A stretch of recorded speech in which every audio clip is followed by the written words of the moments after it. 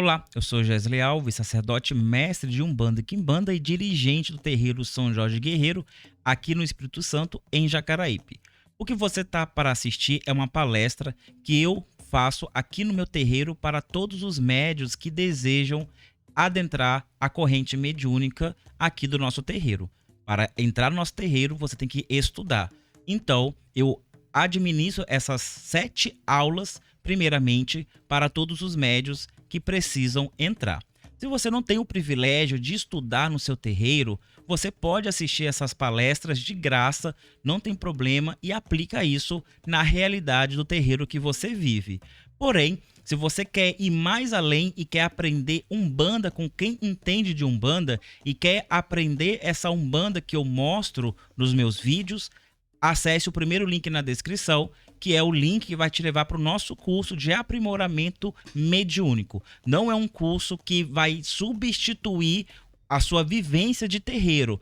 Não substitui o seu pai e sua mãe de santo. Não. É para você que quer ir muito mais além na filosofia, na cosmovisão, na moral de Umbanda baseado na ancestralidade brasileira, banto e indígena. Então, se você deseja, é só acessar que lá nós vamos ter aulas muito mais profundas, mas também, se você não quer, aproveite a palestra que você está prestes a assistir, mas, por favor, já deixa o seu like, seu comentário para colaborar, tá bom? Bom estudo. Boa noite a todos. Gente, olha, nós estamos na 6ª palestra. Quem perdeu as outras está disponível no YouTube. Eu já estava conversando já com o pessoal mais velho. A gente vai avançar depois para o curso avançado, mas todo mundo que quiser entrar no terreiro agora, você já até aconselha, ó, você quer entrar? Primeira coisa que você faz é lá no YouTube, vai ter a playlist de palestra e a pessoa tem que assistir pelo menos essas 6 palestras básicas. 6 não, essas 7, que ainda tem essa e mais outra. Aí a pessoa assiste e ela pode participar do desenvolvimento, que assim como vocês estão estudando, essas pessoas também têm que estudar. Só que eu não vou poder ficar parando toda hora para voltar para o básico, senão a gente não vai avançar para o avançado, tá bom? Então já indica para as pessoas que querem entrar para o terreiro, ó, tem que estudar. Tem muita gente que quer entrar, quando eu falo que tem que estudar, a pessoa já vaza. Então vocês já se tornam essa barreira aí, tá bom? O tema de hoje são os guias espirituais de Umbanda, que é o que nós estudamos. É muito importante, eu gosto de ressaltar nessa parte isso, que nós estamos cultuando Umbanda, nós somos umbandistas e fazemos Umbanda. Quando a gente vai falar de espiritualidade, somente afro-ameríndia, a gente vai ver encantados, vai ver orixás, vai ver inquince, voduns, vai ver um monte de coisa. Tem coisa que nos pertence, tem coisa que não nos pertence, tá? Então é importante a gente ficar sempre atento a isso. A Umbanda, ela é sempre o culto de manifestação de espíritos para a prática da caridade. Que espíritos são esses? São nossos espíritos ancestrais e antepassados. Nós temos ligação consanguínea com eles. Então nós acreditamos que esses espíritos, por ter ligações conosco, uma ligação familiar ancestral, eles estão aqui para nos fazer o bem. Então, do Preto Velho até o Exu, todos eles estão aqui para colaborar com o nosso desenvolvimento. Todos eles são espíritos. E esses espíritos, eles se organizam através de uma hierarquia. Na segunda aula, na segunda palestra, nós falamos de Luanda, nós falamos de Aruanda, nós falamos do mundo espiritual, do pensamento coletivo, do pensamento individual. E agora tudo isso vai começar a fazer parte da nossa vivência de Umbanda. A primeira parte dessa hierarquia que nós vemos é a parte coletiva, que é a Umbanda, que nós nos unimos em uma comunidade. Nós acreditamos que existe uma hierarquia, porque todas as entidades, todo mundo espiritual, ele se replica de acordo com o nosso mundo. Então, se nós vivêssemos uma anarquia, sem Estado, sem liderança, sem nada, lá no mundo espiritual também seria uma anarquia. Como nós não vivemos isso, nós temos diretrizes, temos nações, temos acordos, temos lideranças, temos poder militar, temos muitos poderes que organizam o povo. Lá também é da mesma forma, tem os poderes que se organizam também. Nós estamos falando do mundo espiritual da cidade de Aruanda, que é essa cidadezinha que representa a espiritualidade aqui no Brasil. Lá nós vamos encontrar a seguinte hierarquia. No topo existe o mentor espiritual. O que é esse mentor espiritual? Alguém recorda quem é esse mentor espiritual? Não, né? Vai tomar 0. Mentor espiritual é aquele espírito que já está mais elevado. Ele já está há muito tempo na sua jornada espiritual. Nós acreditamos que ele é mais sábio, que ele é mais empático, ele é mais preparado para organizar os demais espíritos. Então, antes de nascermos, nós escolhemos um mentor espiritual. Eu vou chegar para o Renzo. Renzo, estou querendo reencarnar. Você já reencarnou 300 vezes, nós já fomos parentes diversas vezes, e eu sempre achei que você fosse um cara muito sábio.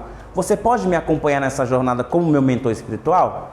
Você pode falar que sim, pode falar que não. Eu acho que sim, porque nós somos chegados, você vai querer. Então, você vai se tornar o meu mentor espiritual.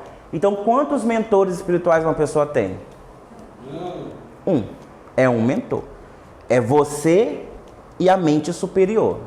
Quem vai fazer a ligação do médium, que está aqui no campo material, com o divino, é o mentor espiritual. Porque lá na Cosmovisão Banto, nós acreditamos que nós não temos contato e nem acesso a Zambi, a Deus. Quem faz esse contato é os nossos ancestrais. E dentre os ancestrais, aquele que está mais próximo de nós, aquele que está mais elevado, é o mentor espiritual. Então, quem vai fazer essa ponte entre o encarnado e o Zambi é o mentor espiritual. Ele seria o mesmo que o anjo da guarda? É o mesmo que o anjo da guarda. No catolicismo popular, ele vai tomar esse nome de anjo da guarda. Tem um nome também, Banto, agora que eu me esqueci, estou escrevendo um livro sobre isso, eu esqueci o nome. Mas também tem um nome que os Bantos dão a esse espírito, que é aquele espírito mais chegado. A gente chama que é o espírito ancestralizado. Por quê? Uma coisa é você ser ancestral. Não importa se ele é bom, se ele é ruim. Se eu vim dele, ele é meu ancestral. Mas existem aqueles ancestrais que são excepcionais. Eles foram bons, eles foram líderes a se seguir, foram pessoas intelectuais, foram filósofos, foram grandes sacerdotes, grandes sacerdotisas. É uma pessoa que nós queremos por perto. Se eu quero por perto, então automaticamente ele está ancestralizado. Então o mentor espiritual é aquele que está ancestralizado. Eu desejo ele perto de mim. Ele tem virtudes que eu quero. Então ele vai ser convidado justamente por isso, porque ele está em um outro patamar. Os guias, o segundo a ser evocado é o guia-chefe. Então, depois do mentor, quem tem a segunda maior autoridade é o guia-chefe. Nós estamos falando de Umbanda. A Umbanda é uma religião que tem um impacto social que impacta também a espiritualidade. A nossa Umbanda, os dois pilares base para a existência dela aqui no Brasil é o povo de Angola, o povo Banto, a cultura Banto e a cultura indígena. Então, o guia-chefe, geralmente, ele é um espírito africano ou descendente africano ou um espírito indígena, descendente de indígena. Quem são esses espíritos dentro da Umbanda? Preto e preta velha, caboclo ou cabocla. Então, o guia-chefe, respeitando essa ideia do ancestral mais próximo, o nosso ancestral mais próximo, aqui na Terra, nesse Brasil, para evocar de Aruanda, é quem? Um caboclo ou um preto velho. Quem é o guia-chefe? É quem vai organizar os demais guias. O mentor, ele tem a responsabilidade com o médium, com você. Então, cada um tem seu mentor, ele tem a responsabilidade com você. O guia-chefe tem a responsabilidade com os demais guias. Quem é que comanda essa intermediação? O mentor e o médium. Eu tenho um problema com o meu guia-chefe, eu falo com o meu mentor. Eu tenho um problema com meus guias espirituais, eu falo com o guia-chefe. Entenderam? É uma hierarquia de cima para baixo. Se eu estou bem sintonizado, não vai ter problema nenhum, porque tudo isso vai funcionar. Então, quantos guias-chefe uma pessoa tem? Um. É um mentor espiritual, um guia-chefe. Nós estamos falando de grandes lideranças. Em um reino só existe um rei. Então, neste reino, o rei é o mentor espiritual. Nesse reino, o rei é um guia-chefe. E aqui começa a vir a plebe, o povo, que são os guias espirituais. Os guias espirituais são espíritos que são ancestrais nossos também, são antepassados nossos também, e eles estão ligados através da nossa cultura, através da nossa etnia, através da nossa própria memória ancestral. Esses guias-chefe, eles não estão bons o suficiente para... Os guias espirituais, eles não são preparados o suficiente para se tornar mentores, mas eles também não são ruins o suficiente para reencarnar, como nós aqui. Todo mundo é ruim aqui. Então, ele está no meio termo. Ele está aqui. Ele vai ficar entre Zambi e o mundo carnal. Então, quem é que tem mais acesso ao mundo material? Ao Evata. Evata Nintoto. O nosso mundo. Quem tem acesso? Quem está no meio do caminho. Os guias espirituais. O segundo aqui que mais vai ter acesso é o guia-chefe, e aquele que não terá acesso é aquele que está mais distante, é o mentor. É por isso que nós não incorporamos mentor espiritual. Ninguém incorpora anjo da guarda. Se incorporar tem que bater asinha. Se não bater asinha, não está incorporado mentor espiritual. Então a gente incorpora quem? O guia-chefe, que geralmente é o primeiro a parar de vir. Quando o médium já está mais em processo de desenvolvimento. Mas os outros guias, não. Eles continuam vindo, eles continuam se apresentando. Por quê? Quem é que tem mais demanda para resolver? Tanto com o médium quanto com o mundo material. Aqueles que ainda querem provar que são bons, aqueles que ainda querem desenvolver-se, evoluir-se, comunicar-se com a comunidade. Os guias espirituais. Então eles ainda têm cultura para nos passar, conhecimento para nos passar. Então eles têm muito mais acesso a nós. Então, seguindo essa hierarquia e esse entendimento, quantos guias espirituais a gente deve ter? Muitos. Muitos. Geralmente é um por linha. Eu tenho um preto velho, eu tenho um caboclo, eu tenho um boiadeiro, eu tenho um baiano, eu tenho um marinheiro, eu tenho um ogum guerreiro, eu tenho um exu, eu tenho uma pombogira, eu tenho uma criança. É um por pessoa.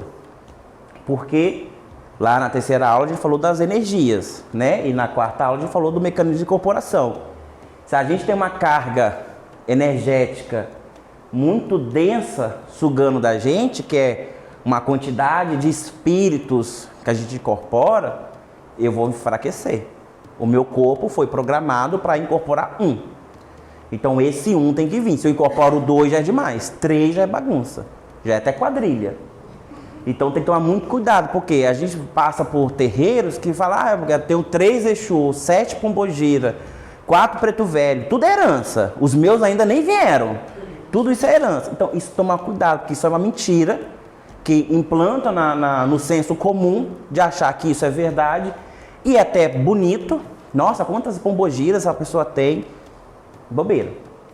Se 7 não está fazendo, uma certa poderosa faria. Então não adianta você ter 7 coisas, 7 espíritos na sua cacunda, só sugando da sua vida, da sua energia vital, sendo que uma acerta poderia fazer tudo o que essas 7 poderiam estar fazendo. Então a gente tem que tomar muito cuidado com essa armadilha. Essa é a banda de direita.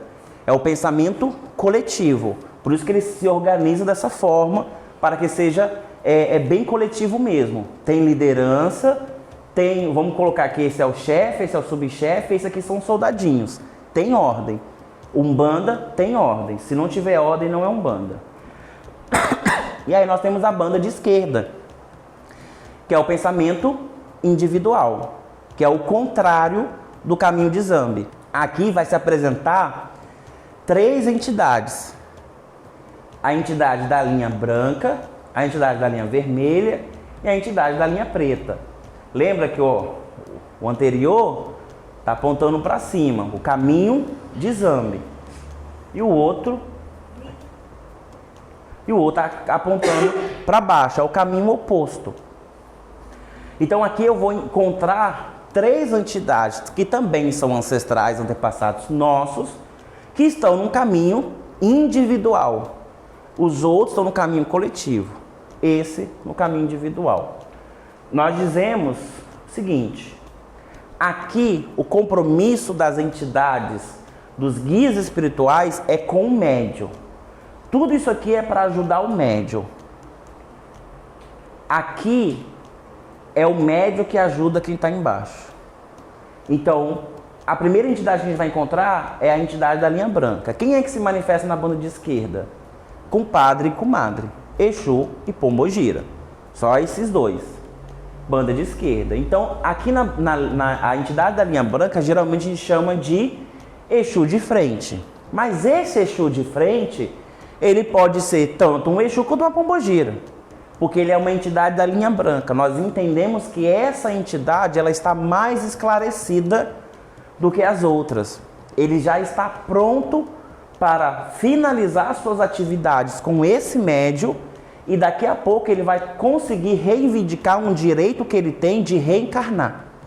Porque daqui, dificilmente ele vai conseguir ir para outra banda, porque ele tem todo um outro mundo para ele ultrapassar, que é o nosso mundo. Então, para ele passar para o outro lado, ele tem que passar pelo nosso mundo. Então, daqui, provavelmente esse espírito, no caminho comum, ele vai cumprir com a sua missão com este médium. Depois que o médium morrer, falecer, esse espírito vai estar liberto. Se os 2 cumpriram com suas missões, ele vai poder reivindicar. Ele vai chegar lá, ó, cumprir com catarrenta aí. Ele tá tudo cumprido. Agora eu quero reencarnar. Ele consegue o direito de reencarnar. Aí ele vai ver uma nova vida. E aí sim, nessa nova vida, esse Exu de frente, ele vai poder, depois que ele cumprir com o próprio destino dele, ir para o lado de lá ou para o lado de cá de novo. Ele pode errar tudo de novo e voltar para cá. Então, só depende dele. Então, é uma linha muito tênue de vibração positiva ou negativa. Lembrando que aqui o compromisso é com o médium. A responsabilidade é do médium. Então, como essa entidade linha branca ela é mais esclarecida, ele está de frente. Ele é o líder. Depois vamos ver os outros. Esse é o líder. A chance desse médium corromper essa entidade é grande ou é pequena? Ou é mediana? É mediana. É mediana. Porque se o médium ele foi bem assistido pela banda de direita, ele não vai querer corromper o seu Exu, sua Pombogira. Para quê? Não vai. Ele vai corromper se ele estiver corrompido. Então, a gente fala que essas entidades que estão aqui, elas estão muito próximas ao pensamento humano. A mesma chance que eu tenho de errar com vocês, porque eu sou o líder de vocês, eu também tenho a mesma chance de errar com a minha entidade e desvirtuar ela. Então, essa entidade, geralmente a gente aconselha, ó, não faça feitiço com essa entidade. Não procure essa entidade para pedir o mal. Não convença a sua entidade de que ela tem o poder, o direito de fazer vilipendiar a vida do outro. Essa entidade aqui, ela não deve ser corrompida, porque ela está muito próxima do troféu dela e é responsabilidade nossa isso. Quem é que conduz ela? É o pensamento do médium, ela está o tempo todo conosco. Por isso que a gente fala que a entidade da linha branca é uma entidade guardiã. Infelizmente o Rubens Saraceni roubou esse termo, né? Mas a gente tem que usar, né? Por quê? Guardião, porque ele te guarda o tempo todo. É o que está perto de você o tempo todo. Então quando você erra, ele está vendo você errar.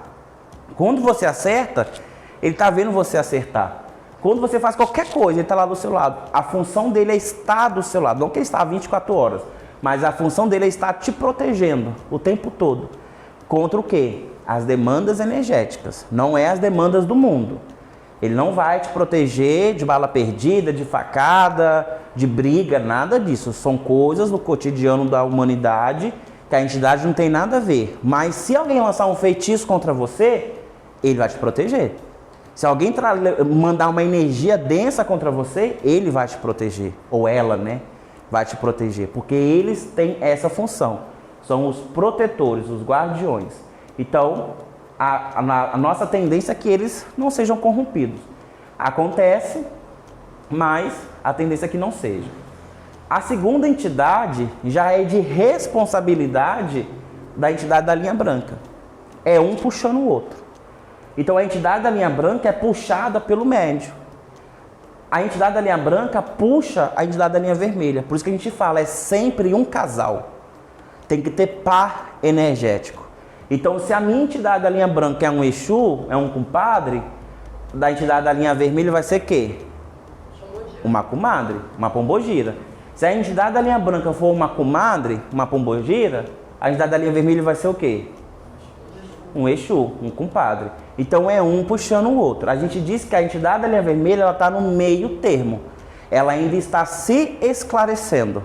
Ela ainda precisa atuar mais, se mostrar mais, para que no futuro, quando aqui tiver uma vaga, quem vai assumir? Ela. Então vai subindo o posto. Então ela está no caminho intermediário. Aqui é o símbolo do Yangaye, do umbral. Eu tenho uma entidade da linha preta, que é aquela que está mais próxima do umbral. Aqui está o nosso mundo, o Evata, o nosso mundo material. Quem é que está mais próximo do mundo material? A entidade da linha branca. Quem é que está mais próximo do umbral? Quem é que está no meio termo? Então quem é que vai atuar mais? A vermelha. Agora vocês entendem que a rosa negra vem mais do que chuveludo? Ela que tem que mostrar mais trabalho. É ela que tem mais acesso ao mundo umbralino aqui, os espíritos que ainda estão aqui, por aqui. E é ela que tem acesso aqui.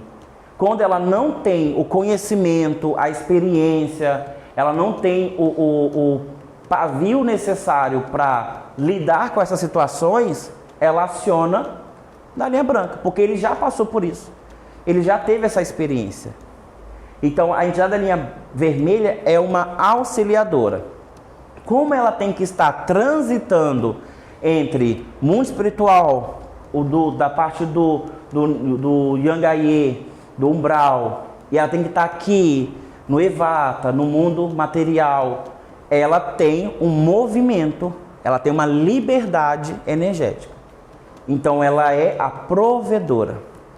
É aquela que vai e volta com a energia. É aquela que pega a energia e leva para outro lugar. Por isso que ela também é considerada a entidade feiticeira. Porque feiticeira, ou feiticeiro, é aquele que manipula energia para um fim. Então, quem é que manipula as energias? A entidade da linha vermelha.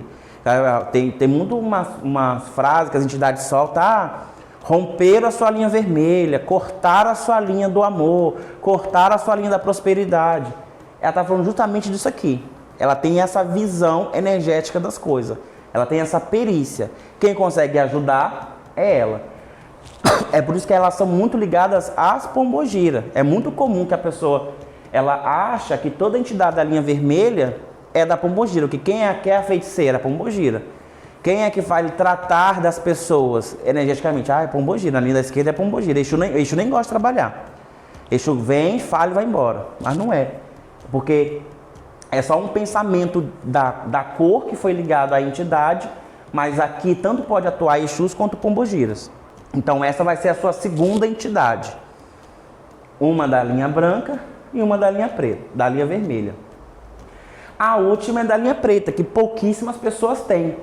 É muito difícil ela se apresentar, quando se apresenta de forma muito esporádica, porque ela está muito próximo ao umbral. Então ela não tem um acesso muito fácil a este mundo. Então geralmente são médios com muito tempo de terreiro que conseguem manifestar essa entidade, ou médios que têm já a sua mediunidade muito latente. Eles conseguem trazer essa entidade, mas essa entidade está sobre a responsabilidade do casal. Essa entidade é a herança de resgate. Olha, ele está resgatando ela, os dois vão se unir para resgatar ele. O médio é o pivô de resgate de 3 entidades, de auxílio de 3 entidades. Aqui tem uma troca de conhecimento, aqui tem uma troca de favores, aqui tem uma troca de quê? Nada. Porque é responsabilidade dessa entidade não estar relacionada ao médium. Como essa entidade não tem uma relação com o médium, a chance dela ser corrompida é muito grande. A chance dela fazer mal ao médium é muito grande. A chance dela ser um enganador é muito grande. Então, para não deixar essa entidade solta, a gente trata ela exatamente com as duas outras entidades. Porque quem é que vai vigiar ela? Essas duas. É como se ele fosse um cracudo. Uma pessoa viciada em crack. Eu não vou pegar a pessoa hoje lá na rua, trazer ela para dentro de casa, toma a chave, eu vou no supermercado, fica aí de boa. Quando eu voltar não vai ter nada. Essa pessoa pode ser bonita, pode ser educada, pode ser o que ela for. Mas ela tem um vício. E esse vício fala muito mais alto do que a parte racional dela. Então eu tenho que ter pessoas vigiando para que ela possa depois vir para cá. Quando esse subir, essa sobe, e esse sobe, e aí um outro vem para cá. É uma sequência de resgate, de limpeza, de esclarecimento. Essas entidades, elas estão ligadas ao pensamento individual. Elas não são más, elas não estão atrasadas, elas não estão retrógradas nos seus pensamentos, nada disso. Elas não estão demonizadas por causa disso. Não tem nada a ver. Elas só estão num caminho diferente. E depois que elas percebem que o caminho que elas tomaram é um caminho mais difícil, que o caminho individual é muito mais difícil, é muito mais fácil elas voltarem do que elas continuarem. Porque lá no final, se vocês lerem meu livro, lá no final também tem uma saída. Só que vai afinilando e fica muito mais difícil. É muito mais fácil você subir quando é coletivo. Você tem muito mais ajudas. Olha, lá em cima a gente vai ter quase que, se não me engano, 8 ou 9 entidades te ajudando. Aqui tem 2. E ainda tem um médium que pode atrapalhar tudo. Então do outro lado é muito mais fácil. E eles percebem isso. O campo do umbral, ele foi desenvolvido justamente para isso, para levar a pessoa a esse entendimento. É melhor você viver em comunidade, um ajudando o outro. Esse é o caminho positivo que Zambi programou para nós. O caminho individual, você consegue alguma coisa? Consegue. Mas você não consegue com tanta velocidade, com tanta abundância quanto numa comunidade. Lembrando que a gente está falando da... Até porque no umbral você também volta para Deus. Sim, mas aí é tema de outro vídeo, né? É mais longo. É mais extenso. Também tem, mas é muito mais difícil. Para a parte da linha preta, ela tá ali, ela meio que tem que estar no processo de... Como é que eu sou? Reabilitação. Isso, ela tem que aceitar Sim. e entender que ela tem a possibilidade. Muitas vezes essa entidade ela não quer estar aqui. Não quer. Por exemplo, se a gente está falando de ancestralidade, então esses dois aqui são ancestrais meus. Isso aqui também é um ancestral meu. Então esse aqui é um ancestral que deu muito errado. A gente vai lá, vão se juntar, vão resgatar. É um dos nossos, ele se perdeu. Vamos lá resgatar. Ele não vai querer, mas a partir daqui ele vai se nutrindo, ele vai entendendo. Ele não está no umbral, ele está mais próximo, mas ele não está lá. Ele está seguindo o fluxo. E ele vai se compreendendo. Entendeu? É por isso que a gente, se você reparar no comportamento, a entidade da linha branca ela tem um comportamento mais refinado. Até muito mais um humano mais, sei lá, mais iluminado, sei lá, uma coisa assim, mais clean. O da linha vermelha já é um povão. Já fala escancarado mesmo, quer dançar, quer beber, quer estar no meio da gente, mas ao mesmo tempo ela te dá sermão, ela te fala, ela te mostra as coisas. Ela é humana como a gente, como nós também vivemos no paralelo dos dois. Mas esse aqui não, ele é carrancudo, quando vem é melhor nem lidar muito, deixa fazer o que tem que fazer, ir embora, porque às vezes ele só precisa dar uma volta. Porque essa volta que ele dá é as entidades mostrando para ele, olha o que você está perdendo.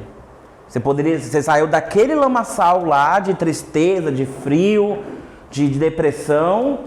Olha o que você está perdendo. Aí mostrou. Aí daqui a 1 ano, 2 anos, essa entidade volta. Para mostrar como é que as pessoas mudaram, como é que o terreiro cresceu, como as coisas ficaram melhores. Tudo isso é experiência que está sendo visual para esse espírito. Mas quem controla essa experiência é essas 2 entidades. O médium não tem controle. Eu não vou ler não, vou entrar nesse assunto não. É muito extenso. Eu não estava com a esposa do umbral, mas Pode perguntar. O que eu entendo pelo umbral é que lá mesmo ele é um local bem... é onde não tem luz, né? O umbral tem luz. Não necessariamente. Tem mais, porque o acesso é muito mais difícil. O umbral ele é um campo de pensamento. Mais pelejoso. Muito mais. E tem várias camadas. Quanto mais a pessoa se entrega, aquilo lá, mais profundo ela fica. Mas é como se fosse uma areia movediça. De lamentações. Exatamente. E lamentações às vezes até à toa, porque muitos estão lá que nem deveriam estar, mas eles aceitam que estão, que eles são merecedores daquilo. Acontece muito também, mas é muito do coração das pessoas. Exatamente, exatamente. É porque são espíritos, somos nós. É igual a gente olha pro lado e vê muitos assim. Sim. O que volta à minha velha frase: espíritos são pessoas sem corpos. Não muda muita coisa, só está sem corpo. Então, da mesma forma que eu aceito a agressão do meu namorado, se eu chego lá no umbral, eu vou aceitar tudo aquilo que está ali, porque eu vou achar que sou merecedor daquilo. Exatamente, já tem que chegar alguém de fora e falar: ei, você não precisa disso, você não foi uma pessoa tão ruim, você não foi tão assim, entendeu? Então, basicamente, o esquema é esse. Nós temos o nosso plano material, que ele vai sempre estar interligado ao mundo espiritual por partes.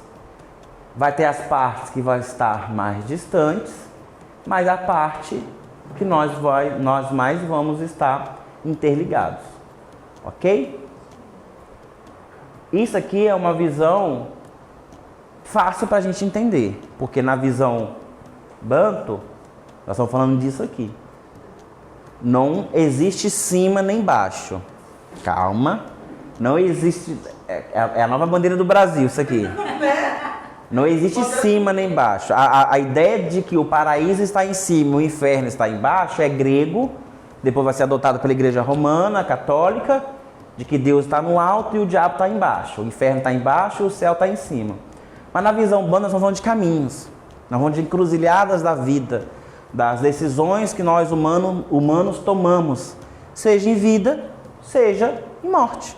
Então, nós estamos falando do caminho individual, que ele sempre vai te levar ao caminho distante do coletivo. Então, de qualquer forma, você vai encontrar Deus. Deus está em todo canto. Zambi é tudo. Mas você pode escolher procurá-lo sozinho ou acompanhado. A diferença é essa: esquerda, direita. A banda de esquerda, a banda de direita. Como a gente viu lá na aula passada, que esses campos também falam de energias, então as entidades que vão se manifestar também vão se manifestar com energias diferentes. Banda de direita, energia positiva. Banda de esquerda, energia negativa. Então,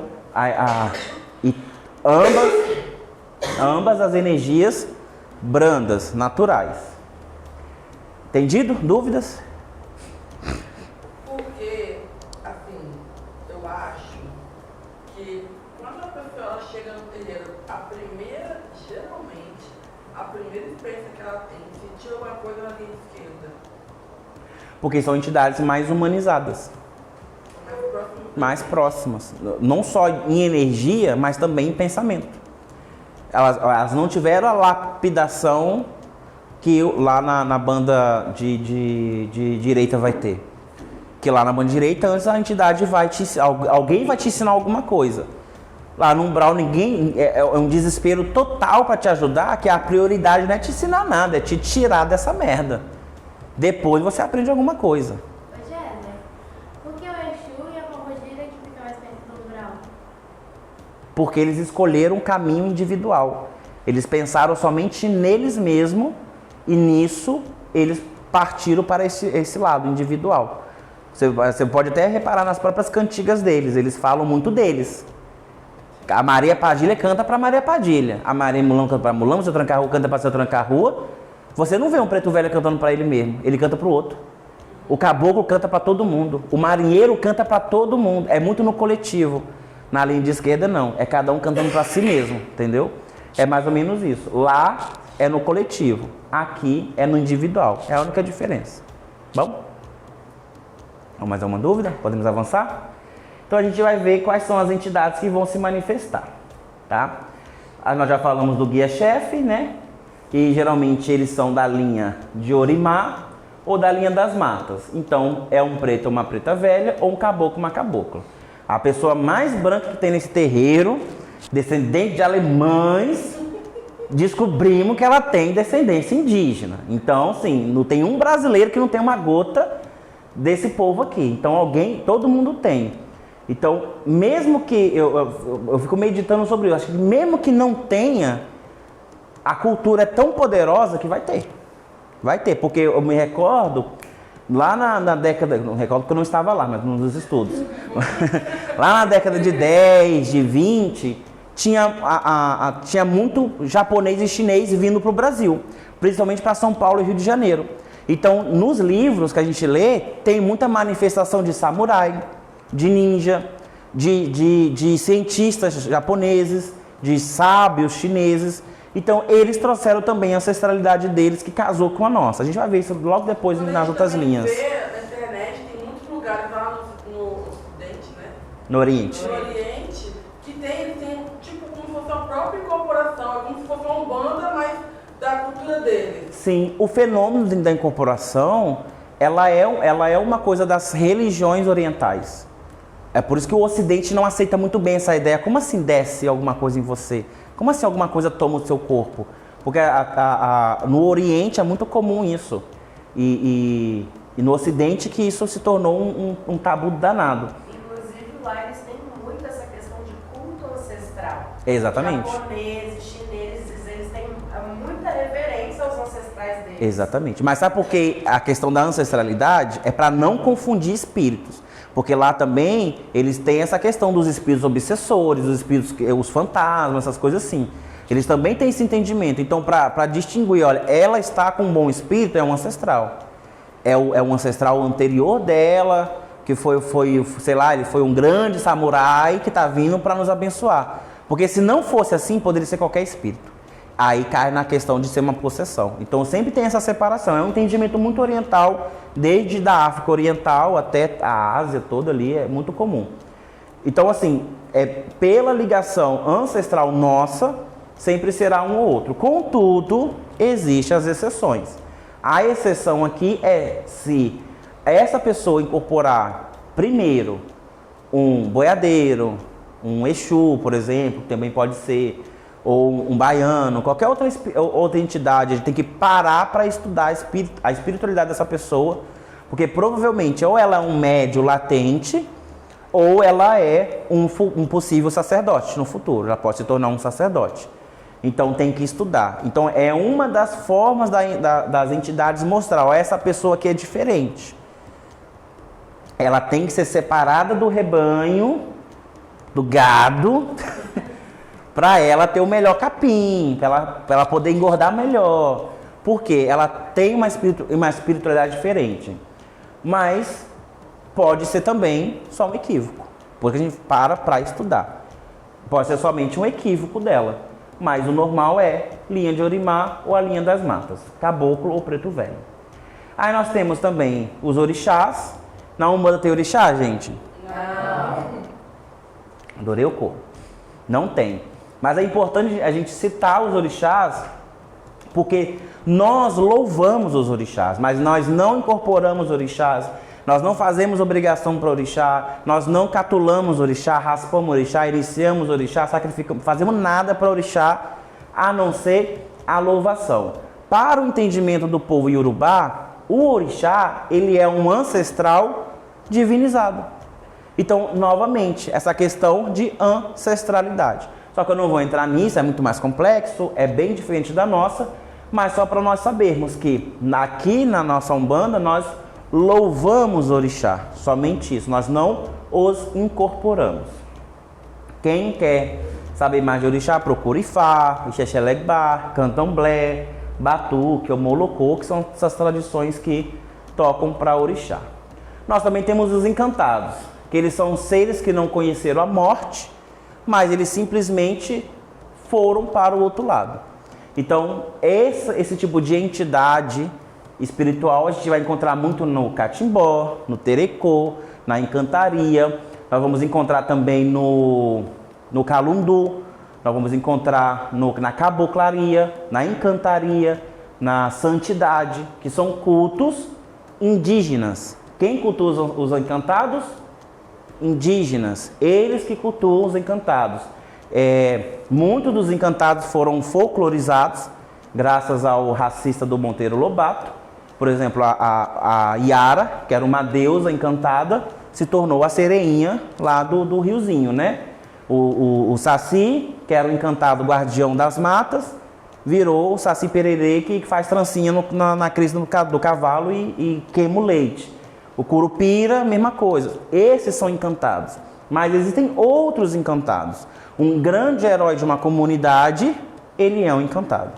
Por exemplo, nós temos figuras na Umbanda que simulam alguns encantados. Por exemplo, o caboclo Tupinambá. Tupinambá, ele é um caboclo que representa a cultura, a etnia Tupinambá, que é um grupo de indígenas do tronco Tupi. Um Tupinambá, que ele se apresenta como eu sou Tupinambá, ele quer dizer que eu sou o representante da minha aldeia, que é Tupinambá. Ou seja, ele é o cacique. Então, todo cacique Tupinambá recebe o nome Tupinambá. Ele abandona o nome dele e ele passa a falar em nome da comunidade dele. Então, ele não é mais a Nayara. Agora ela é nossa cacique, então agora ela é Tupinambá. Quando a Nayara falecer, seja ela uma boa líder ou não, ela vai ser homenageada nas rodas de canto, de reza, porque ela nos liderou até aqui. Então ela vai ser uma encantada. Na Jurema, no catimbó, no terecô, tem encantados que não são indígenas. A gente vai encontrar muitos, mas segue essa mesma regra. Eles foram tão extraordinários que eles não conheceram a morte. A espiritualidade foi lá e tirou eles do seio humano e levou diretamente para o mundo espiritual. E a gente vê até casos assim bíblicos, né? Eu não entendi essa questão de não conhecer a morte, mas foi do mesmo jeito. Não, então, é a mesma filosofia do ancestralizado banto. É que você não viu a minha palestra de ancestralidade botar no YouTube. Que é quando você...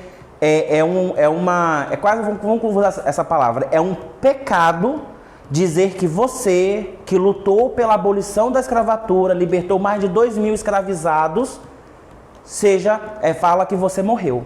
Para nós, banto, ou nós, indígenas, você não morreu. Você foi tão boa que tiraram você de nós. Então, você não morreu, você foi direto para a espiritualidade, você foi ancestralizada, entendeu? Então, mas esses encantados do catimbó, é como, por exemplo, aconteceu com o mestre Aroeira, que dizem que o mestre Aroeira, ele era um grande rezador, benzedeiro do sertão. Todo mundo ia lá, ele rezava, ele curava tal. Num certo dia, ele foi rezar, caiu um raio e ele virou uma árvore de aroeira. É isso. Ele sumiu, ninguém enterrou ele, ninguém fez um funeral para ele. Ele virou isso, entendeu? E são os contos desses encantados. A própria Jurema. A Jurema tem o conto que virou árvore, o pau-ferro, né? Que usa até hoje para fazer a lança, o arco e flecha e tal. Então esses contos são colocados. Claro que muitos podem ter sido mortos mesmo, mas pelo amor ao mito, cria-se o mito, né? Ao amor ao rito, cria-se o mito, para simular o rito. Então é muito comum isso acontecer. E tem a questão também, os indígenas, eles transitam, né, entre os mundos, por causa por exemplo, até a própria ayahuasca. Então eles vivem mais no mundo espiritual, às vezes, do que aqui no nosso. Alguns, geralmente é mais os pajés, os xamãs, tal. Nem todos. Algumas etnias são mais. Os Cauxinauá, os Runicunha Caxinauá, eles são assim, vivem exatamente para a espiritualidade. Mas você vai para os Pataxós na Bahia estão se convertendo ao cristianismo, entendeu? Eles mantêm a cultura dele, mas eles estão virando evangélicos. Então eles estão muito mais distantes dessa espiritualidade. Então são muitas etnias, né? Aí nós temos as entidades, que são espíritos que se manifestam no contexto de Umbanda. A gente sempre vai usar isso. Quando a gente falar entidade, eu estou falando de um coletivo.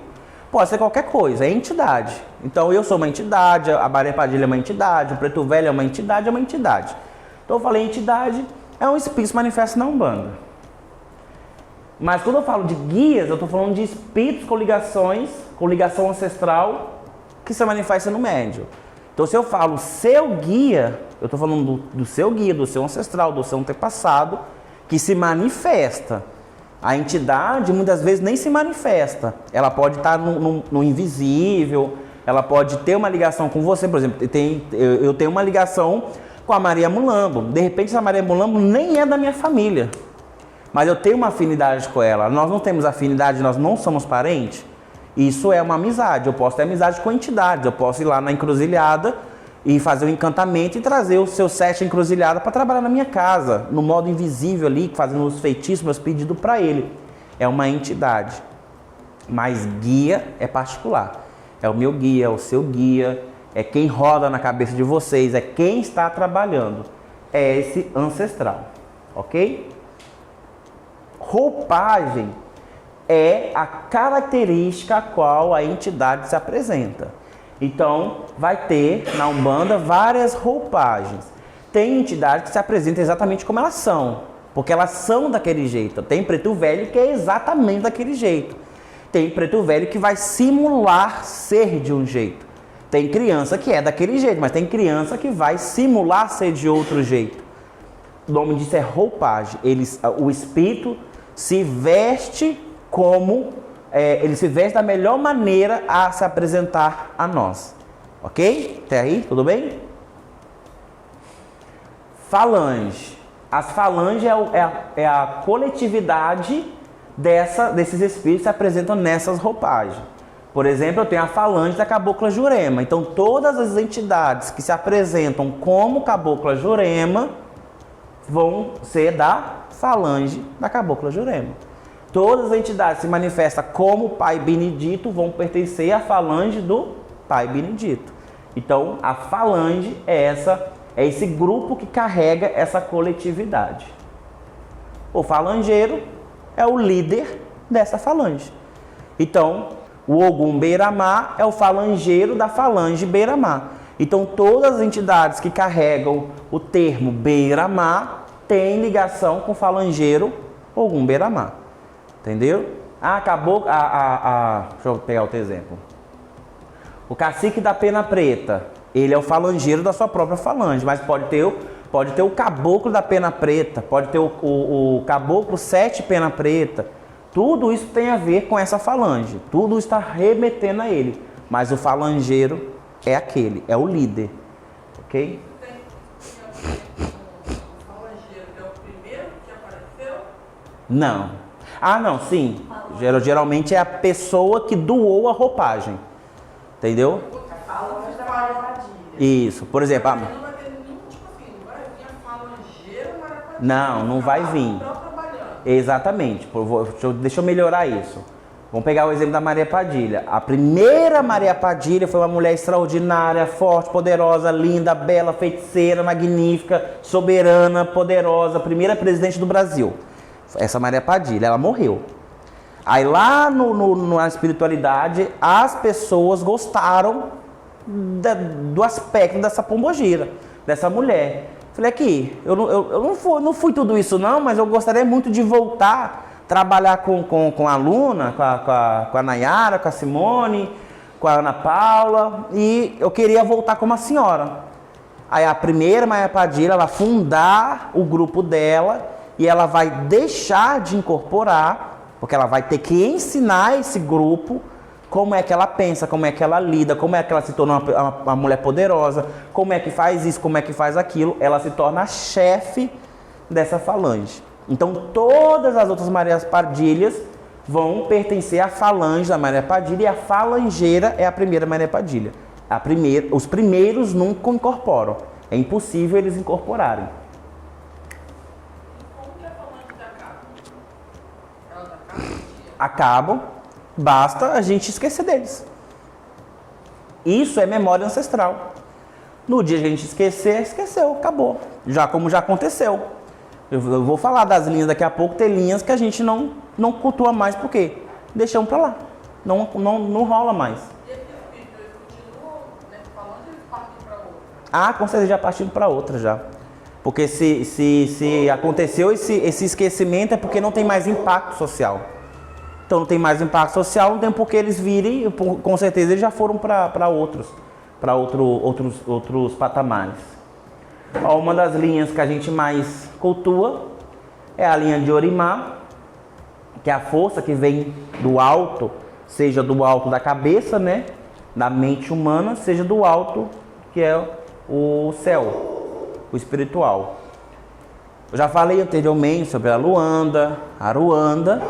Dentro da Aruanda nós temos as esferas, que são as formas das entidades se organizarem. Alguns a gente consegue compreender através desse mecanismo. Eu não vou me aprofundar aqui, isso é módulo avançado, mas só para vocês já começarem a entender um pouquinho.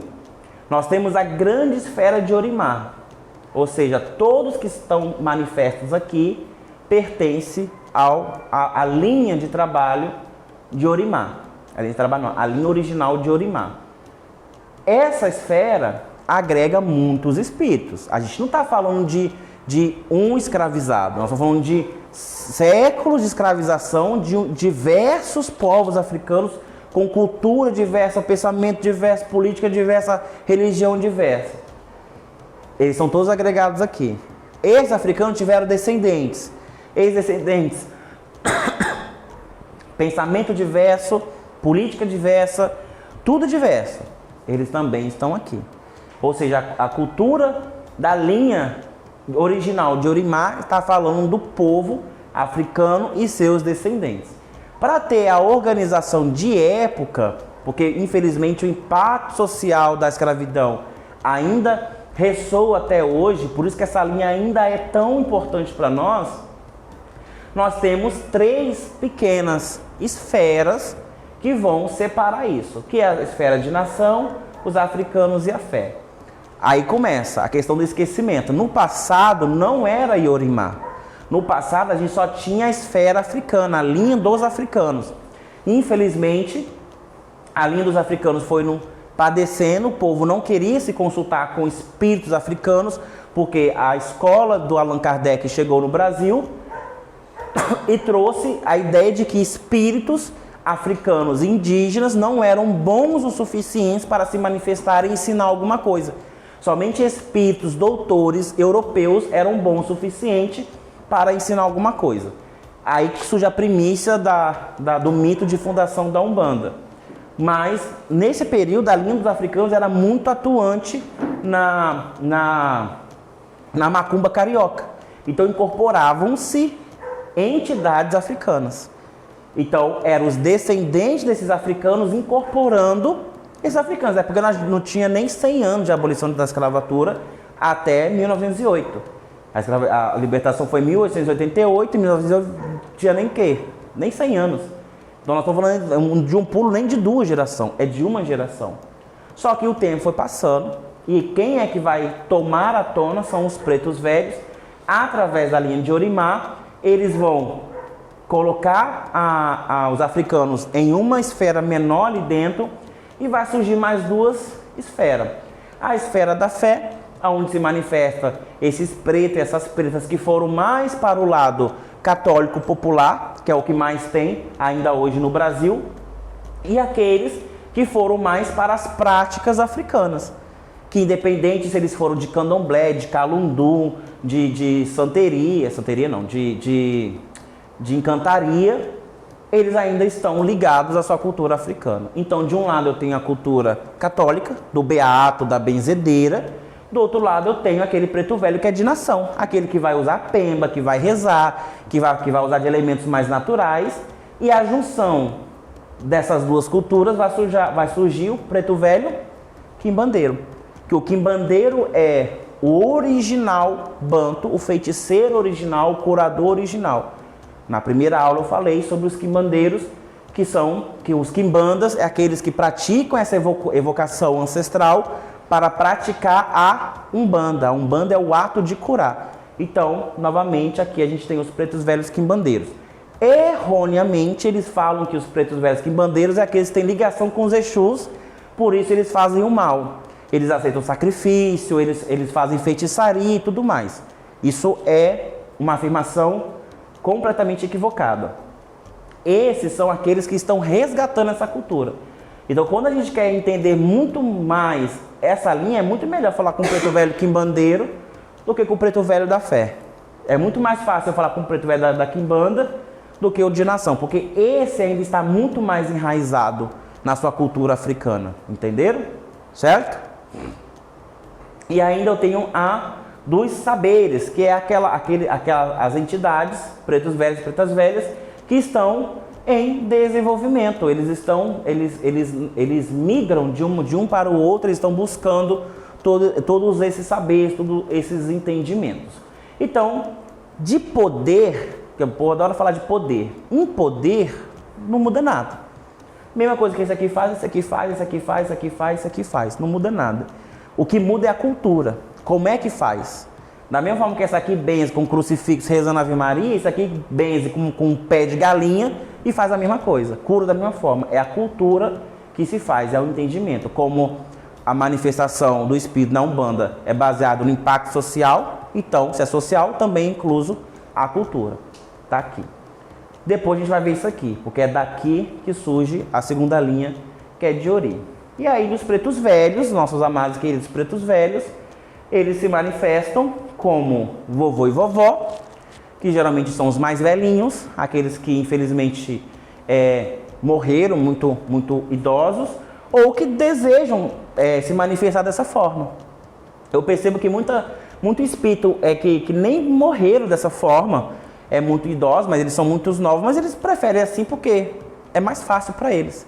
Não precisa falar alto, às vezes a gente não vai explorá-los, porque nós somos exploradores. Se o espírito falar, eu vou te dar A, você pode ser B também? A gente sempre quer mais, então é uma forma deles limitar, e eles são maravilhosos, né? Falam baixo, andam mais encurvados.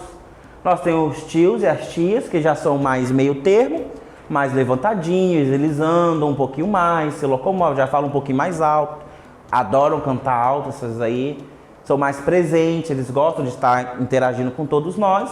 E por último, o papai e a mamãe, o pai e a mãe, que são pretos velhos mais joviais. Esses andam o terreiro todo, parece herês. Anda tudo, futuca tudo, quer mexer em tudo. São senhores idosos, né? Senhoras idosas, mas eles têm uma locomoção muito maior. Em termos de energia, é o quê? Esses trazem mais energia, por isso eles não conseguem se locomover melhor. Esses trazem uma energia mediana, em questão de potência, então eles conseguem fazer grandes coisas, mas também se locomovem o suficiente para isso. Geralmente os quimbandeiros estão nesse patamar aqui. E o pai e a mãe, eles trazem poucas energias, mas eles estão em muito contato conosco. Geralmente eles trazem muito mais conhecimento do que de fato o ato. Então, geralmente o pai Benedito fala, vai lá falar com a vovó Maria Conga. É ela que vai resolver seu problema, mas ele não vai te recusar te dar um conselho, um abraço, um puxão de orelha. Ele não vai recusar estar com você em uma situação, nada disso.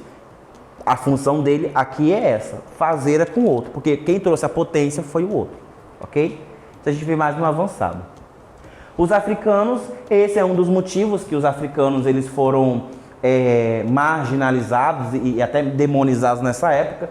As imagens que eram vendidas na época mostravam um povo muito tribal, dá para ver aqui pelas próprias imagens, bem descoladas do que eram os africanos da época.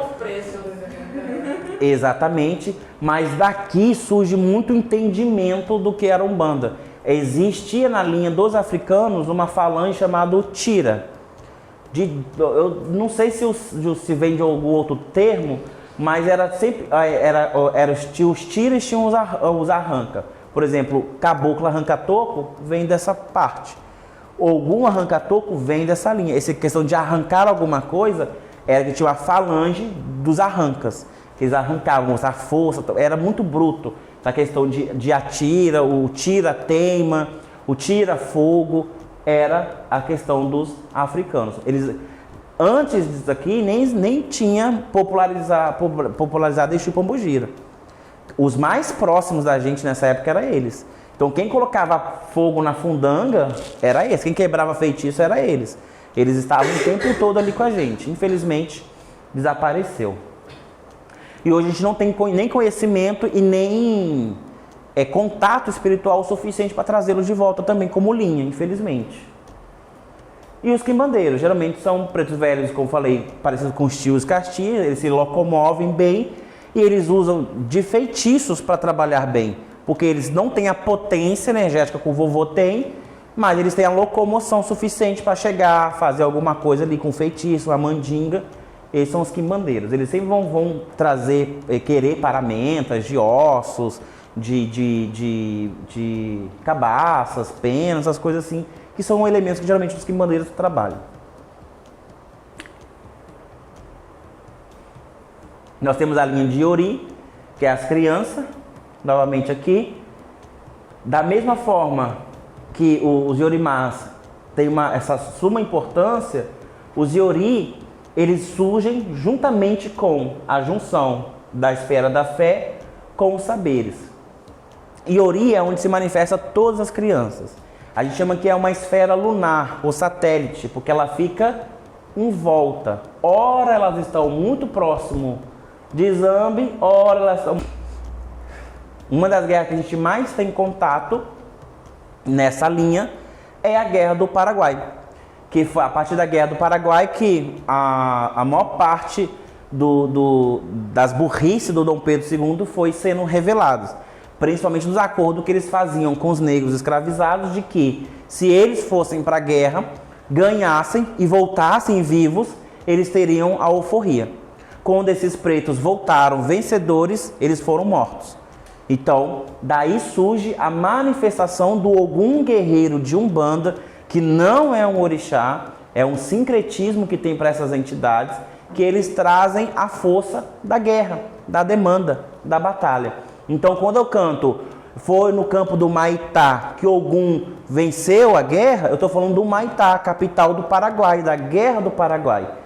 Nós estamos cantando isso há séculos. É sobre isso que essa linha fala. E ela traz justamente essa energia para nós. A energia de nos colocar para cima, de ativar uma energia mais bruta em nós, nos colocarmos em uma alta vibração, para que nós possamos depois trabalhar energias mais sutis. Sempre falo assim, que é bom trabalhar com a linha de Ogum primeiro, porque ele quebra todas as barreiras, seja energética, seja até muscular, para que a gente possa deslizar magnificamente depois. A linha de demanda, onde surge algum guerreiro de Umbanda, ele vai estar junto com a linha de Tarimã, que é a próxima linha que a gente vai ver, que é a linha dos marinheiros. Aonde tem o exército, tem a marinha. A mesma história, o mesmo impacto social que faz surgir a linha de demanda, também faz surgir a marinha. Na verdade, o grande vencedor da Guerra do Paraguai não foi o exército brasileiro, foi a marinha brasileira, que é a marinha que era poderosa, e ela subiu o canal lá pegou os caras de supetão, os caras assustados, que nunca tinha visto navio daquele tamanho lá naquela região, e o exército veio varrendo tudo. Então, o grande mérito desse impacto também é dos marinheiros, mas, infelizmente, não é o que a história conta. Então, a gente vai ter a linha de demanda, ela vai também ter as 7 radiações, lembra do poder cósmico que a gente falou na segunda aula? Novamente, eles estão aqui manifesto. A gente vai ter guerreiros de Umbanda que vão trabalhar com a energia de demanda, a estabilizadora, a organizadora, a construtiva, a transformadora, a conscientizadora e a harmonizadora. Cada um vai trazer o seu. A gente fala que a linha de demanda, os Ogum guerreiro de Umbanda, eles vêm com muita potência, porque literalmente eles vêm trazendo cada bandeira da radiação. Então, o Ogum Yara, ele vai trazer a harmonização. Ele é mais tranquilo, é de boa. Até o símbolo dele, aqui não tem. O símbolo dele é um cavaleiro segurando uma cruz, mal de boa, tranquilo, paz e amor. Já o Ogum ligado à demanda, ele já vem nervoso, ele já quer bater em todo mundo. O Ogum sete espada é bem assim, o Ogum Maitá é assim. E assim vai, cada um vai ter a sua própria energia. E eles vão trabalhar essa energia dentro do terreiro. Entendi até aqui? Nós temos a linha de Tupã, que é a linha original, que da linha de Tupã vai derivar mais 2 linhas, a linha das matas e a linha de couro. Da mata a gente vai ter o trabalho das 7 radiações, na outra nenhuma. São completamente diferentes. Vamos ver a linha das matas, primeiramente, onde se manifesta os caboclos de pena. Então nós temos, só vou passar assim bem rápido, tá, gente? No reino do arraial, aqui na mata é a única esfera na direita que trabalha por reinos. É a única. Todas as outras vão trabalhar somente com o campo de esfera. Na mata a gente vai encontrar os reinos. Então, passando rapidinho os 7 reinos, o reino do arraial, que vai se manifestar os caboclos, que a gente tanto conhece, né? Os caboclos de Umbanda. No reino da aldeia vai vir os caciques, que são os grandes entendedores da cultura de seu povo. No reino da Mata Virgem, os pajés e os xamãs, que são os anciões desses povos. Então a gente espera um comportamento do pajé e do xamã bem próximo ao comportamento de um preto velho. No reino da Mata Beira-Mar, os índios, que são aqueles mais ancestrais. Geralmente esses não manifestam de forma de incorporação, eles estão trabalhando no modo invisível aqui. Então, mesmo que a gente tenha ou não, as próprias entidades fazem a evocação dos índios para que eles possam trabalhar. O reino Mata Beira-Rio vai vir os flecheiros. Aqui causa uma certa confusão, porque tem a falange dos flecheiros e tem o reino dos flecheiros. No meu próximo livro vocês vão entender a diferença. Comprem. O reino Mata Beira-Lago vai vir os curuminhos, que são as crianças, que são aqueles indígenas, os descendentes deles que são menores, que vão se apresentar entre nós. Ou seja, os pequenos índiozinhos. E não se engane, o curumim, apesar de simbolizar criança, a gente vai até o juvenil.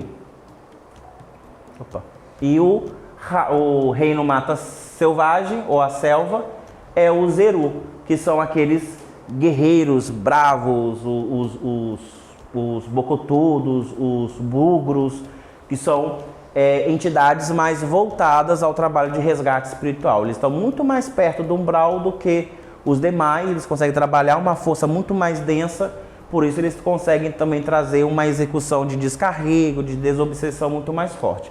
Os Zerus são geralmente aqueles que quando você vê aquele caboclo mais bravo, que bate no peito, bate no chão, geralmente é um Eru.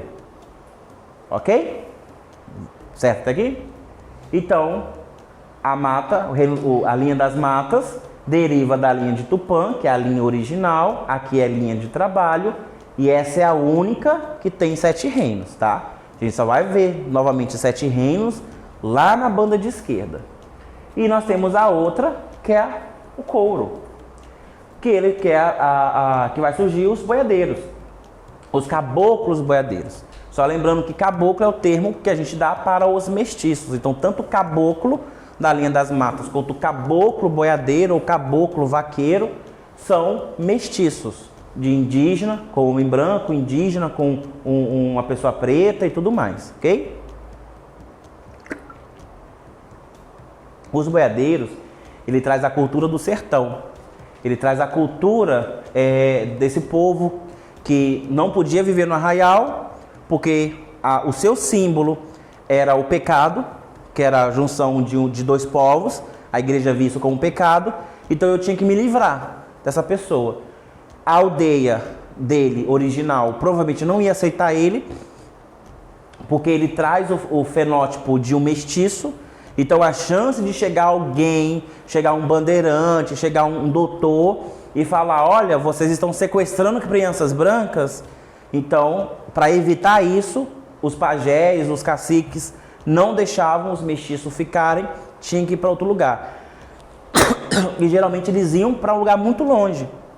Então a gente está falando da Bahia, nós estamos falando do Rio Grande do Sul, nós estamos falando do Rio de Janeiro e São Paulo. Na época, O lugar mais distante dos pés é o Nordeste, é o Norte. Então eles eram jogados para o outro lado do Brasil. Então eles vão começar a fazer o quê? Cuidar de gado, cuidar de fazenda, cuidar dos animais, de outros fazendeiros. Então eles vão se tornar os boiadeiros. Eles vão conduzir o gado sempre ao pasto. A gente vai ver também lastro de cultura de boiadeiro no Rio Grande do Sul, porque depois ele sai do Nordeste e essa cultura vai para o Sul porque descobriram que gado dá dinheiro. Mas basicamente essas entidades elas trazem essa cultura do sertão. O boiadeiro está entrelaçado com um poder muito fabuloso, que é o poder da radiação organizadora, que ela vai trazer uma lapidação, um poder muito forte para desobsessão, descarrego. Então o boiadeiro é especialista em tratos espirituais. Então quer fazer uma desobsessão perfeitamente, é boiadeiro. Não é Exu, não é Pombogira, é boiadeiro. Boiadeiro vem, ele faz, tá tudo ótimo. Por isso que é tão difícil fazer um culto decente a essas entidades. Infelizmente é uma das entidades que a gente está deixando morrer. Daqui a pouco a Umbanda não vai ter mais, porque as pessoas não estão fazendo mais reverência a boiadeiro, acham muito difícil, complicado, não entende, não compreende. Então, assim como os africanos foram se apagando com o tempo, tá aí uma entidade que daqui a pouco a gente não vai mais ver. Sorte nossa, que na Angola, no Samba Angola, tem culto a boiadeiro de nação, e geralmente eles guardam muito bem esse culto, eles fazem, é uma festa lindíssima, é um culto muito lindo, eu acho que lá a gente ainda vai conseguir ter. Então na Umbanda, a gente não resgatar, a gente vai perder essa linha também. E aí nós temos a linha do progresso, que é onde vai se manifestar os sábios, que são basicamente os ciganos do Oriente. Como eu falei, lá na Iori se manifesta muitos espíritos que não são infantis, mas eles preferem ficar ali para não haver o abuso de poder. No passado, na mesma época da linha dos africanos, já havia nos centros espíritas manifestações dos ciganos do Oriente. Isso foi muito popularizado, principalmente pelos terreiros que tinham ligação com esses centros espíritas, porque os ciganos do Oriente faziam a mesma coisa que o africano fazia, que o espírito africano fazia. Aí colocou-se o grande duelo. O que é que você prefere? Subir a favela perigosa, com aqueles pretos doidos lá, ver um espírito africano que vai te benzer com uma galinha morta, ou vinha pra cá, pra cidadezinha, na frente da pracinha, seguro, bonitinho, todo mundo branquinho, limpinho, incorporados com os ciganos do Oriente, que são mestres zen, chineses, tinha até mestres egípcios, pessoal da Atlanta, de Atlantes, mestres gregos. E ninguém vai te bater com uma galinha morta. Eu acho que vai sair com a mesma cor. Então ficou nesse duelo de macumba carioca e a macumba do Zélio, do pessoal dos centros espíritas. O que aconteceu? Eles ganharam. O racismo no Brasil é muito forte. Claro que eu vou escolher o espírito zen, egípcio, grego, porque é mais bonito, né? É elevado, né? Grego. Só que aí morreu a linha dos africanos. Ficou só a linha do Oriente. Os africanos, os pessoal do morro, eles não tinham essa descendência para incorporá-los da mesma potência. Então eles não incorporavam. A gente não vai ter esse cigano para vir para cá. Não incorporava. Então isso aqui era muito mais praticado nos centros espíritas, nesses terreiros ligados ao centro espírita. Quando a linha do africano morreu, surgiu a de Orimá, que aí os pretos velhos vieram. Esse povo viu, caraca, eu preferia a galinha morta que resolvi o meu problema, que não está resolvendo. O cristalzinho, o incenso, não está funcionando. Eles voltaram a praticar a macumba carioca, agora com a figura do preto velho, que é esse preto velho bonzinho, benzedor, rezadeiro, muito mais ligado à linha da fé do que à linha africana. Os africanos continuaram, mas cada vez foi reduzindo cada vez mais, até hoje em dia mesmo quase não tem. E a linha do Oriente, o que aconteceu com ela? Morreu. Não se tem mais linha do Oriente em lugar nenhum. Nem, assim, deve ter em algum lugar, mas a gente não vê mais popularizado. A linha do Oriente, ela trazia todas as radiações, ela conseguia trabalhar com tudo. Teoricamente, eram grandes mestres, semelhante aos africanos, só que eles eram de outra etnia, de outra cultura. Perfeito, poderia ter dado muito certo. Só que uma dessas culturas se sobressaiu. que eram os ciganos nômades, que é esse cigano que a gente conhece, do pandeiro, da saia colorida, do opcha, dessa alegria, do vinho, do amor, da prosperidade. Quem é que ficou? O cigano nômade. Todos os outros mestres vazaram para o Oriente. Quem ficou? Os ciganos nômades. Por quê? Porque o Brasil tem uma herança cigana muito forte. Nós temos uma herança espanhola, holandesa, francesa, muito forte aqui na nossa terra. Maria Padilha é uma cigana. Maria Padilha de Castela, ela era de Castela, até a Espanha absorver Castela. A Maria Mulamo, ela também é de Castela. Nós recebemos uma migração de ciganos muito forte. Porque da mesma forma que os luteranos estavam fugindo e fundaram os Estados Unidos por causa das guerras religiosas, os ciganos também estavam fugindo pelo mesmo motivo. Ciganos são perseguidos desde quando eles se tornaram ciganos. Então, eles vêm para cá. E cigano, gente, não é uma escolha. Cigano é uma etnia. É um povo. São vários povos, na verdade. É como se fossem os indígenas. Nossa, são vários povos ciganos. Só que o que eles compartilham de ideal para se tornar um cigano é ser nômade. A ideia de cigano é sempre ser nômade, mesmo que você seja fixo num local, mas o comportamento nômade sempre está presente.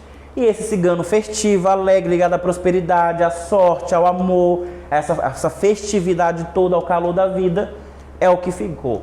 Então, depois de Ori, nós temos esse grande poder que é os ciganos do Oriente, que pode acontecer deles voltarem, não sei, mas a gente sempre tem também a presença da linha dos ciganos nômades também na Umbanda. Então, quando a gente fala de linha do Oriente, você sabe que é esses que não vêm mais. Daí eu vou falar linha dos africanos, é esses que não vêm mais, mas ainda nós temos o remanescente. Da mesma forma que os pretos velhos ficaram como herança, os ciganos nômades ficaram como herança sobre os ciganos do Oriente.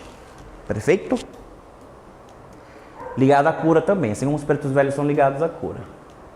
Aí nós temos a linha de Tarimã, a linha dos marinheiros. Como falei naquela hora, eles estão ligados à linha de demanda, Ogum Guerreiro e Tarimã. Só que os marinheiros, eles não têm essa especialidade toda para trazer todas as radiações ao mesmo tempo, mas eles são especialistas em controlar as radiações que estão presentes. Então eles conseguem equalizar. Se está presente, ele consegue mudar. A especialidade deles é a demanda e a harmonizadora. Só que se vocês lerem o livro das 7 radiações, você sabe que essas são forças opostas, mesmo de mesma origem. Então, aonde eu tenho destruição, eu nunca terei harmonia. Então, são forças opostas. Então, os marinheiros eles ficam entre lá e cá, justamente esse movimento que eles fazem ao incorporar e ao permanecer. Eles sempre vão pulando de radiação em radiação de acordo com o que vai ser feito. Então, não adianta eu ficar cantando para a mamãe Oxum da Cachoeira se o marinheiro está fazendo um descarrego. Então, ele tem que cantar daqui para cá. Não, você fazer uma cura emocional é daqui para lá. Então tem as suas nuances dentro da gíria de marinheiro, por isso que é uma linha muito difícil de tocar. E muitos terreiros preferem não tocar por não saber, porque acham que marinheiro só bebe e fuma. É o que marinheiro menos faz. O meu marinheiro até nem gosta de vir, porque não dá tempo, ele canta demais, ele tem que fazer as coisas, quando ele vai beber, não tem, já está até quente a bebida, então não dá tempo. Se souber tocar, é uma linha maravilhosa. Tocar uma linha de marinheira é como saber tocar um violão. Você tem que saber as notas certas, o momento certo para fazer as coisas. E como é uma linha de direita e nós estamos trabalhando no coletivo, eles também vão trabalhar no coletivo. A ideia de marinheiro trabalhar sozinho vem muito do candomblé, de algumas casas de candomblé que tocam para Exu, para Pombogira, e acabam usando do marinheiro para falar, agora eles vão vir para descarregar. Na verdade não, é só um motivo para continuar bebendo. É só isso, porque agora não vai beber cachaça, vai beber cerveja.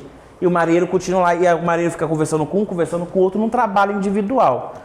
Depois o marinheiro vai embora, o médium cai bêbado, não ajudou ninguém, não fez nada. A linha de tarimã, a linha de marinheiro nunca foi para isso. Ele foi para controle energético. Às vezes, o caboclo vai trabalhar só aqui, ó. Ele está aqui trabalhando, na transformadora. Mas a cura que você precisa de uma composição. Aqui, aqui e aqui. Quem é que vai conseguir fazer essa composição? É o marinheiro. Tirando o marinheiro, só uma criança. Que ele consegue fazer isso sem precisar do coletivo. Ele sozinho consegue fazer isso. Mas a gente não toca para eles, né? Então fica sem.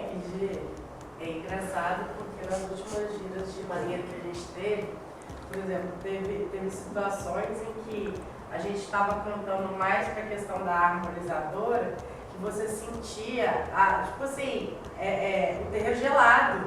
Era como se, tipo assim, tivesse água literalmente Exatamente. no chão, entendeu? É a temperatura que fica. É muito legal isso mesmo. Quando a gente vai cantar mais, por exemplo, para Xangô, para Oiá, que vai trabalhar a quebra de feitiço, a quebra de demanda. Ou quando a gente fica muito cantando para algum, dentro da gira de marinheiro, a gente só fica cantando aqui. A energia é outra. Até o sentimento que a gente tem é outro. Então o marinheiro ele vai trazer essa força. E lembrando que essas duas linhas, elas podem andar junto e ela também pode andar separada, que não tem problema nenhum. Mas é muito bom, se você quer tocar bem para marinheiro, toque a linha de demanda, pula para marinheiro e deixa eles trabalharem. Aqui está a imagem de um marinheiro, eu nem tinha visto, eu ia substituir, que aquele lá faz mais coerência desse marinheiro, ser o marinheiro negro. Por quê? Porque na época que houve, desde a Guerra do Maitá, a Guerra do Paraguai, até 1910, a Marinha, os marinheiros da Marinha Brasileira, eram quase todos pretos. Por quê? Porque a Marinha tinha um regime escravagista. Então, mesmo após a abolição, ainda havia maus tratos para os pretos marinheiros. Porque marinheiro é a ralé da Marinha. Quem estava acima deles eram os coronéis, os capitões, os tenentes. E esses eram postos dados pela coroa ou dados pela própria federação.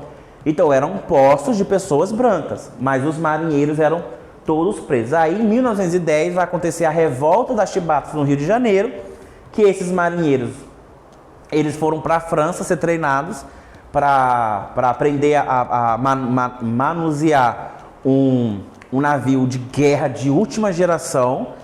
Eles aprendem, eles voltam. Aí um desses marinheiros que era chefe ali e conduzia tudo, esqueci o nome dele agora, ele foi condenado por nada a 50 chibatadas. Só que na diretriz da Marinha, o castigo máximo era 5 chibatadas. Ele foi condenado a 50. Ele foi lá, recebeu as 50 chibatadas. Ele mexeu com os marinheiros, falou, a gente não pode aceitar mais isso, a escravidão foi abolida, tal, aquela coisa toda, nós estamos aí com um Estado novo e tudo mais. O que eles fizeram? Pegaram o navio novo, apontaram para a casa do governador e começaram a manifestação. Ou vocês param com isso, ou a gente vai atirar contra a casa do governador. Não, foi Dragão do Mar do Ceará, e ele foi abolicionista. Isso foi depois que eu esqueci o nome dele, mas ele é um herói brasileiro. Infelizmente, eles conseguiram revogar essas punições que aconteciam na Marinha. A Marinha, houve uma reforma na Marinha, tudo, mas infelizmente essas pessoas, depois elas foram apagadas da história, mas elas foram mortas, elas foram presas e foram exiladas. Elas não tiveram resquício de nada. Tem um podcast que tem as gravações desse homem, eu vi recentemente. Que ele deu uma entrevista tal, no jornal na época, tem as gravações dele falando do que aconteceu, mas ele foi exilado, foi morto, foi terrível a história dele. Mas aconteceu o quê? Um impacto social, um grande impacto social. Ó, eu faço esse paralelo. 1908, supostamente um branco de 16 anos descobriu a macumba e fundou a Umbanda. 2 anos depois, ainda o resquício da escravidão. Aí ainda nos cobra, mas por que vocês não registraram? Não, a gente estava apanhando ainda, como é que a gente vai registrar alguma coisa? Estava apanhando e o povo roubando a gente, então não tinha como fazer, entendeu? muito esse paralelo. E fora que o Zélio também fazia parte desse esquema político todo, é terrível. Mas vamos continuar. Na linha dos Darimã, a gente vai encontrar também as Marianas, que são essas caboclas d'água. Aí a gente pode levar cabocla no sentido de mestiça, no sentido de indígena, e alguns também levam no sentido de encantadas. Mas esse aqui não é a encantada que não conheceu a morte, é encantada porque são belas, são maravilhosas e tudo mais. As Marianas se manifestam, elas são muito, às vezes, confundidas com falangeiras de Iemanjá, que elas vêm abraçando as ondas, cantando ou cantarolando alguma coisa. Elas são bem bonitas e são bem raras, mas elas existem. Então nós temos os marinheiros que se manifestam e as marianas. Lembrando que eu estou falando essas categorias, mas cada um tem um só, tá? Escolhe a sua figurinha. Eu tenho dois. Temos os capitões, né, que são esses espíritos também que se manifestam entre nós, muito bem-vindos. Nós temos os piratas, esses estão mais próximos ao umbral, então eles trabalham com resgate, com reparação energética. Lembrando que o Brasil teve pirataria desde o começo até o final, então não é o Jack Sparrow do Pirata dos Caribe, isso é cinematográfico, mas nós tivemos pirataria o tempo todo, ainda temos, né? Ainda tem, né? Infelizmente, mas tem. Só uma observação. A gente quase entrou em guerra com a Inglaterra por causa dos piratas aqui no Brasil. Quase entrou em guerra, mas é outro contexto histórico. Os pescadores, que são o pessoal que trabalha no rio, na beira do mar e tal. Geralmente são ribeirinhos, são pessoas pretas, são indígenas ou seus descendentes, que também vão se manifestar. Eu percebo que os pescadores têm um aspecto mais velho, parece que eles são mais cansados. Não sei, é só uma impressão, não sei se é verdade. Os canoeiros, da mesma forma, indígenas e outros dessa parte do rio, lagos e beira de mar, eles também vão se manifestar, porque eles têm essas categorias que são culturas diferentes, tá, gente? Os jangadeiros, da mesma forma, também vão se manifestar. Eu percebo que os canoeiros são mais próximos aos indígenas e os jangadeiros mais próximos aos africanos. Eu até fiz essa distinção de imagens. Ok? E nós temos a linha do Nordeste, que também é um impacto social que houve, e esse é um impacto social recente. A Umbanda ela é cheia de regionalidade. Então, a Umbanda do Sudeste é diferente da Umbanda do Nordeste, que é diferente da Umbanda do Sul e tudo mais. Nós estamos aqui no Sudeste, nós somos parentes muito próximo aqui do Espírito Santo, Minas e São Paulo. A linha do Nordeste ela surge em São Paulo devido ao impacto que foi a migração dos nordestinos e para São Paulo, primeiro para construir São Paulo e segundo para fugir da morte, da seca que estava acontecendo no Nordeste.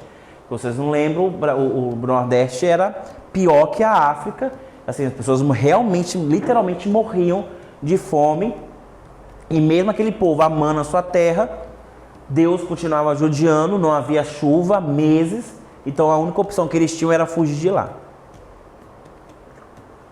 Isso foi a desgraça do Brasil durante anos. O Brasil ficou no mapa da fome por causa disso durante anos.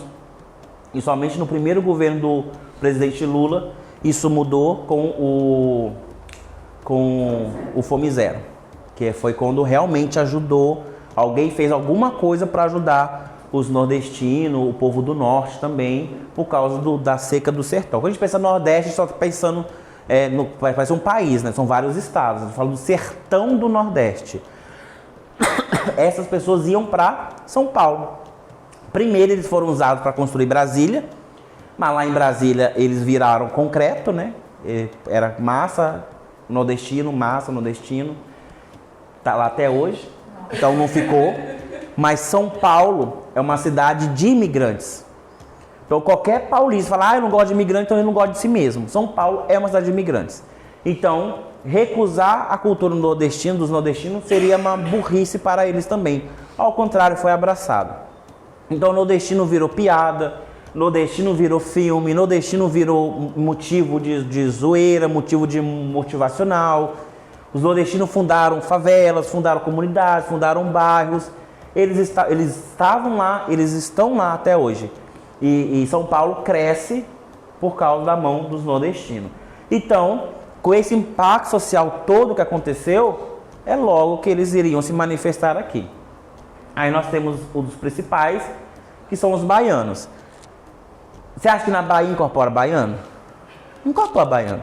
Incorpora os ancestrais deles, beleza, que também são baianos, mas eles não têm uma linha para baiano. Quem incorpora baiano somos nós. Nós incorporamos baiano, porque esse povo enriqueceu a nossa cultura, enriqueceu o nosso tato social, principalmente para o Nordeste. A gente pensa em Nordeste, logo pensa em Salvador, lembra da Bahia e tudo aquilo que nos enriquece.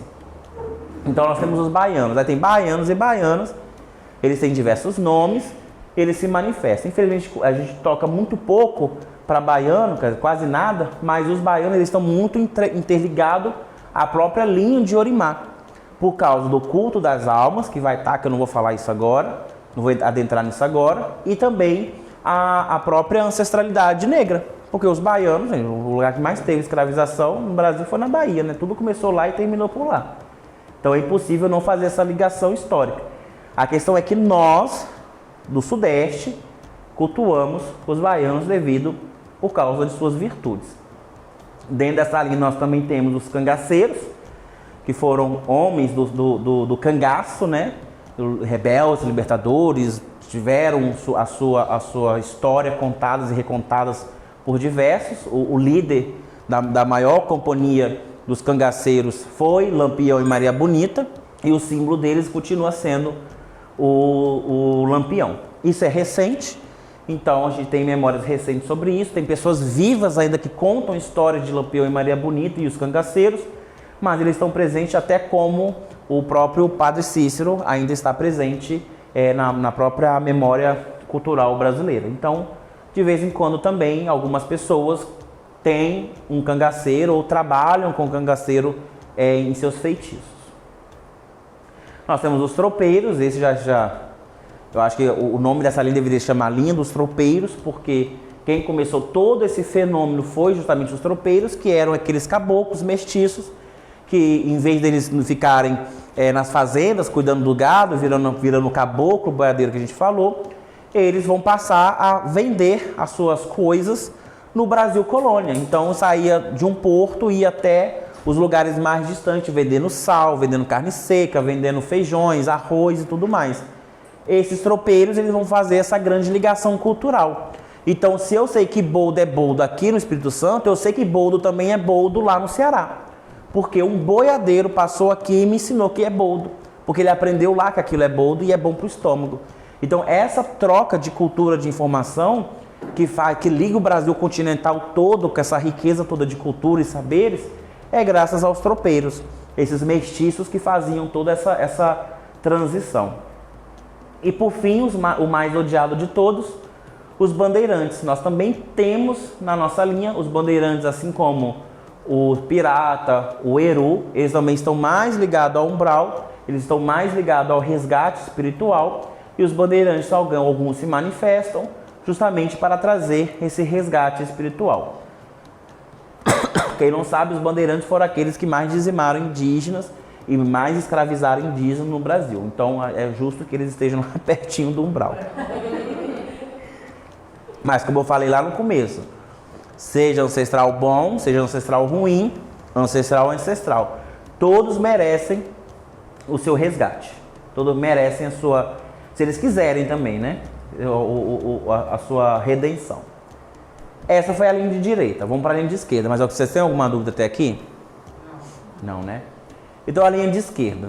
Ou, como era chamado muito antigamente, linha de Santo Antônio. A linha de Santo Antônio, a linha da esquerda, ela vai trazer a figura de Exu e de Pombogira. Eu fiz questão de trazer essa imagem linda, maravilhosa, porque era a forma com que eles enxergavam essas entidades no passado. Com chifres, garfos, caveiras, essas coisas, e alguns desses elementos ainda continuam, né? Hoje em dia, mas menos demonizada. Nós temos a figura do compadre, que é o Exu. O compadre, o que significa compadre? Amigo, amigo próximo. Às vezes nós não somos parentes, mas você é tão chegado à minha família, que você é minha comadre, você é meu compadre. é um amigo muito próximo. Você come comigo, você toma um cafezinho toda tarde. Se você só me preocupa porque todo dia você passa aqui, é uma coisa muito de roça isso. Então o compadre é esse amigo muito achegado. Aquela pessoa também que você gosta tanto, que você deu o seu filho para ser padrinho. Padrinho. Era muito comum. Perdemos esse costume, né? Ainda tem na roça, né? Na minha família, minha avó ainda usa esse termo. Pois é. É muito legal isso, né? Então, o compadre de Umbanda, que a gente chama o Exu, anteriormente na cabula, em outros momentos da nossa religião, como na macumba carioca, eles também foram chamados de tata, que basicamente vem de tatá, que vem do banto, que seria mais ou menos um pai, um iniciador, aquele que me orienta. Por exemplo, na cultura do candomblé de Angola, nós temos o tata Nquince, o orientador do divino, ou o pai da força, o pai do ancestral, seria mais ou menos isso. Então, de tata, pulou para compadre, e com a vinda dos centros espíritas e essa questão de afastar da cultura africana, e mesmo negando a cultura africana, era muito melhor ligar a cultura iorubá do que a banto, porque a banto era mais demonizada, adotou-se a figura do Exu, do nome Exu. Então nós não temos mais os africanos que faziam os seus milagres, nós não temos mais algumas entidades que se manifestavam esporadicamente naquela época, e essas coisas começam a se organizar e aparece a figura do Exu. O Exu, ele passa a ser doutor, ele passa a ser o grande amigo, o aconselhador, aquele que vence a demanda, aquele que vence a feitiçaria, aquele que me protege, seja de noite, seja de dia, ele está lá. Exu, ele vai continuar com a sua postura demonizada, que é uma herança dos jesuítas nas terras iorubás. Eles vão continuar demonizando Exu, porque era uma forma de eu dizer que eu posso cultuar o que eu quiser, eu não sou mais escravo, eu não sou mais submisso à igreja, eu posso fazer o que eu quiser e eu vou cultuar o diabo. Então o meu diabo é Exu. Então o Exu vai ganhar esses aspectos, mas a gente também ganha muitos aspectos da linha de demanda, dos Ogum guerreiro de Umbanda. Porque muitos dos Oguns guerreiros de Umbanda, eles traziam o trato dessas entidades, porque eles eram entidades rebeldes, que morreram em guerra, a promessa não foi cumprida, então eles vinham com muita raiva. Então aqueles Oguns que tinham mais esclarecimento ajudavam esses. Então esses menos esclarecidos, que vinham com raiva e tal, muitos deles foram classificados como Exu, porque no entendimento, Exu é o diabo. Não, mas esse espírito aí parece Exu. Ele não estava falando que parece o orixá Exu, parece o diabo, porque era um espírito rebelde. E esse tratamento era feito dentro do terreiro. Então você percebe o Exu de capa, é a capa do São Jorge, é a capa do Ogum guerreiro de Umbanda que usava essa capa. O ponto riscado nas costas, que era muito comum os Exus usarem, atualmente alguns usam também, era o símbolo do Ogum guerreiro de Umbanda, que também usava na sua capa carmim o símbolo dele, o brasão dele, que isso era muito importante para a época, que essa guerra aconteceu na época imperial, então ter um brasão era muito importante. O uso da espada, da faca, do tridente são armas. Quem vai herdar essas armas, ele vai herdar essas armas. Essa questão de vencer demanda, ser protetor, ser guardião, herda de algum guerreiro. É como falar, eu vou te ensinar a ser alguma coisa. Você já morreu, cara. Agora é daqui pra diante. Agora é melhor você lutar para proteger os seus descendentes, para que eles tenham um futuro, do que você ficar aí brigando.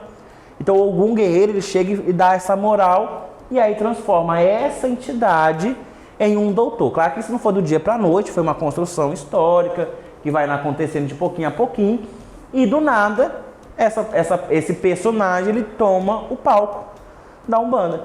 Até hoje gira de Exu, lota. Gira de Ogum, pouquíssimos terreiros tocam. Tem gente que ainda acha que está incorporado de Ogum orixá, quando a gente canta para Ogum guerreiro de Umbanda. Eles não fazem essa diferença. Da mesma forma que nós temos o entendimento que esse Exu não é o Exu orixá, o Ogum guerreiro de Umbanda também não é o Ogum orixá, é um sincretismo. Da mesma forma que esse Exu não é o diabo, mas ao mesmo tempo a gente usa de muitas cantigas que celebra quem? O diabo. Mas não é uma ligação real, é uma ligação sincrética. Então Exu é essa personalidade. As comadres, da mesma forma. As nossas grandes amigas, chegadas, as donzelas da madrugada, nem todas. As pombogiras. As pombogiras, elas estão na Umbanda da mesma forma que Exu entrou, as pombogiras entraram. Exu entrou pela porta do Exu orixá, que era demonizado. As pombogiras entraram pela porta de Nipombonidila, que é um inquince do povo banto, que é semelhante a Exu dos Yorubás. Que Nipombonidila também é um inquince masculino que foi demonizado, porque o símbolo dele era um falo bem grande, que as pessoas faziam sacrifício em cima daquele falo. Então, quem é que faz culto ao falo? Só pode ser o diabo, porque Deus não gosta dessas coisas, né? Sexo, Deus é pai. Então, tudo que era sexualizado era do diabo. Então, Nipombonidila, que é um inquince, ela vai não se transformando. Houve uma manifestação, provavelmente em uma cabula da vida, de uma entidade chamada Pangira, que era uma entidade, não era uma linha, não era uma roupagem, era uma entidade, e dali ela começa ela rodar no meio desses tal Exus, desses tal tatás, dos compadres.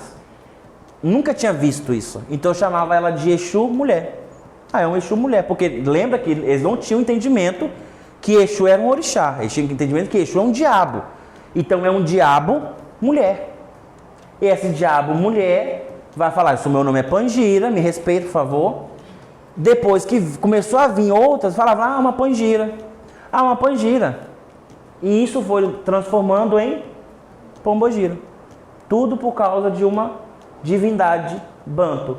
Então o Exu mulher se transforma em Pombogira e ela passa a ter a sua própria linha, porque elas tomam conta do salão quando elas chegam.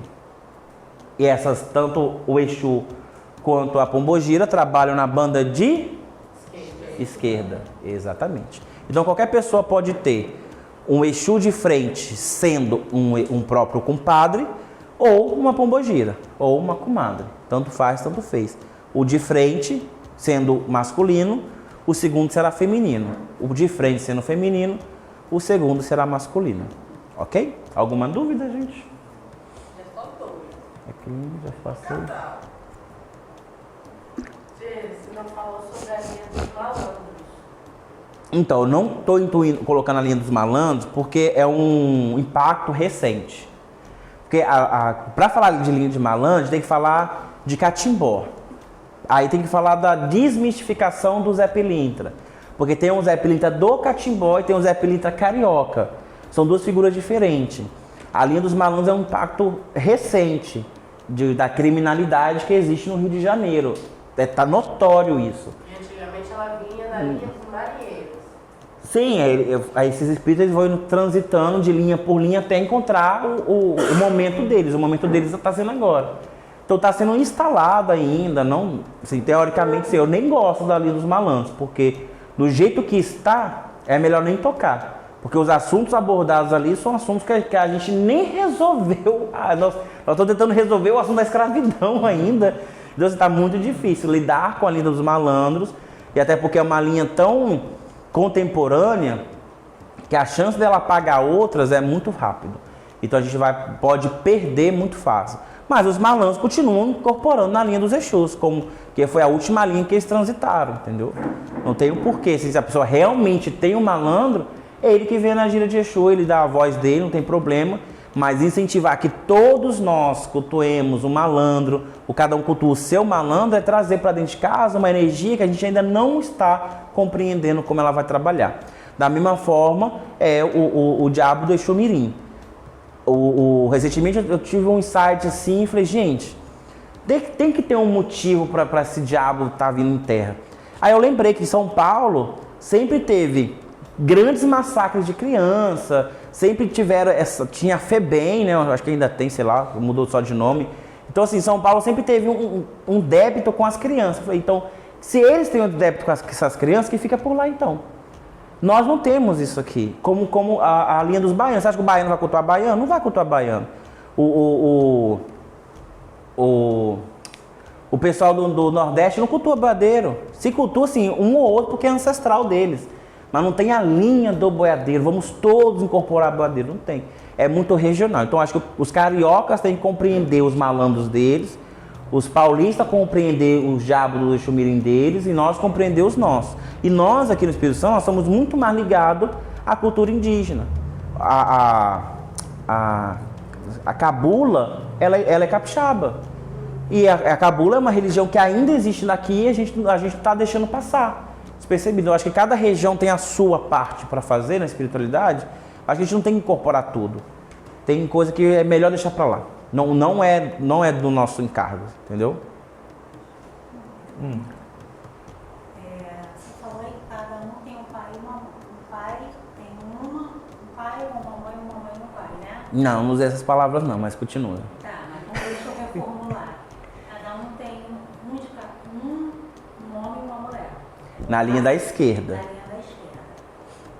Só que, às vezes, sempre tem um que tem um terceiro, correto? Raramente tem. Porque ela falou ali, não, só dois. Não, tem um que tem um terceiro. Raramente tem. É tão raro que a gente nem conta, entendeu? Mas... Tá bom. Só isso? Então tá. Porque assim, não é que não existe. Tem. Sim, tem. Pode acontecer. Porque assim, a gente para ler, a gente vê que lá no fundo tem um terceiro que acontece. Mas é muito extraordinário, sabe? Porque o médium tem que estar muito forte, as duas entidades têm que estar muito bem preparadas e o terceiro tem que estar ciente que ele vai vir dentro de uma doutrina e geralmente o que atrapalha geralmente é o médium e o terceiro. Como eles não têm contato, eles não têm sintonia. Então é muito complicado. Quem tem que fazer a intermediação é o da linha vermelha. Eu tenho o meu, que é o Sete Facadas. Quando a Rosa Negra decide que posso soltar ele da coleira dele, ela me embriaga, para que eu não bloqueie ele, porque eu não quero esse homem na minha vida. Aí ela me embriaga, dá a passagem para ele, ele faz o que faz, ela volta e vai embora. Entendeu? Quando jogaram para mim, eu já tinha falado disso. Então, mas é uma coisa que não se identifica, porque não corresponde a você e pode mudar. Porque, por exemplo, se esse Sete Facadas meu decidir que ele não quer mais, ele não tem compromisso comigo, eu não tenho compromisso com ele. Eu tenho compromisso com o Exu Veludo e com a Rosa Negra. E os dois têm comigo. Se ele decidir, eu não quero mais, pode mudar para outro. Eles não vão perder uma vida inteira porque um não quis. Eles vão pegar outro, entendeu? O que não pode, assim, mudou por causa... O pessoal adora fantasiar. Mudou por causa disso, aí inventa uma historinha. Aí daqui a pouco tá incorporando outro, mudou por causa disso. É só abrir uma brecha para marmotear, que eles marmotiam. Entendeu? Mas o que acontece também é, talvez, a própria entidade tomar... Por exemplo, a gente estava comentando sobre a menina que tem a Maria Zureta. Que ela fala que ela recebe a Maria Zureta e mais uma, e aí tipo, elas vêm na mesma gira. No final das contas, é só a Maria Zureta fazendo os zuretistas. Não, ela falou sim que a Maria Zureta chega nas casas falando que é outro popogira. Ela vai se direto. Mas é um comportamento muito comum da Zureta. Entendeu? Não é que todas as outras entidades podem fazer isso. Até porque vai ser muito difícil um tranca-rua fingir que é tiriri. Ou um tiriri, ou um tatacaveira fingir que é Exu Veludo. É muito difícil, eles têm um arquétipo, uma roupagem muito diferente. entendeu? Mas isso é muito, é uma brincadeira que a Zoreita faz. E muita gente, assim, a entidade fala pra um, aí fica naquela mentira, eu não escutei nada, eu sou inconsciente. Aí a outra pessoa fala. Aí a pessoa falou errado, você não pode corrigir, você é inconsciente. E aí? Eu pegava muita gente consciente assim, sabia? Mentiroso assim. Porque eu dificilmente me comparava na macumba dos outros, mas o povo ia falar, eu sou inconsciente, conversava horas com a entidade dela, depois ia falar tudo errado pra ela. Aí ela ficava puta, porque eu sabia que ela estava consciente. Sabia. Não tem como não estar consciente. Você está horas incorporado com uma energia ali. Ela estava incorporada de verdade, mas ela estava consciente. Mas é que é mentir que está inconsciente. Aí eu falo, não, aí depois, tinha até uma amiga, a Paola. Paola, mas roteava. Aí a mulher dela, não, fala pra minha menina estourar uma champanhe na encruzilhada pra mim que eu vou resolver o problema dela. Eu falei, Paola, sua pombogira falou que tem que estourar 7 champanhes na encruzilhada. Ela, 7? Pelo amor de onde eu vou arranjar dinheiro? Não sei. Ela quer 7 na encruzilhada. Passava um tempinho, ela esquecia, ela chegava com uma champanhe. Tem que levar pra pombogira. Falei, mas é 7, não é uma só. Ela me soprou no ouvido. Vai dormir. E a questão da linha preta também tem a questão da energia e da permissão. Que se a entidade toma o seu corpo sem a permissão e ela não tem compromisso com você, é possessão. É possessão. Não é incorporação. A energia é horrível também. E a energia é horrível. É horrível. É uma energia muito pesada que não é à toa que só quem guarda ela é o boiadeiro, não é? Exatamente. Nossa, é horrível a incorporação da terceira entidade, da linha preta. Quando o seu 7 veio a primeira vez, eu me sentia podre por dentro. Eu arrotava podre. Parece que eu tinha engolido um defunto. Horrível. E traz essas características. A pombogira traz o perfume, sabe? O defunto vai trazer a carniça dele? Traz. E aquele dia, vai fazer quase 4 anos que a gente está aqui. A gente viu 7 facadas uma vez. No dia que ele veio, que ele foi embora, o pai passou um monte de gente atrás para mandar o diabo embora. Eles são terríveis. Mas é possível, pai, por exemplo, assim, a pessoa ela pode estar consciente, mas é possível que a pessoa esqueça, não é? Porque, tipo assim, por exemplo, tem certas coisas que a pessoa, o médico pode estar consciente, que ele está vendo, mas é normal ele esquecer depois? Não, pode acontecer de algumas lembranças sumir, não ficar muito claro nas ideias na cabeça dela, beleza, mas ela estava ali. Mas isso aí, às vezes, é muita sonceira da própria pessoa também, porque se a entidade está deixando consciente, é para você aprender. Então lá dentro, você tem que ficar com um caderninho anotando tudo, entendeu? Mas é normal a pessoa esquecer, né? Não é tão normal, não.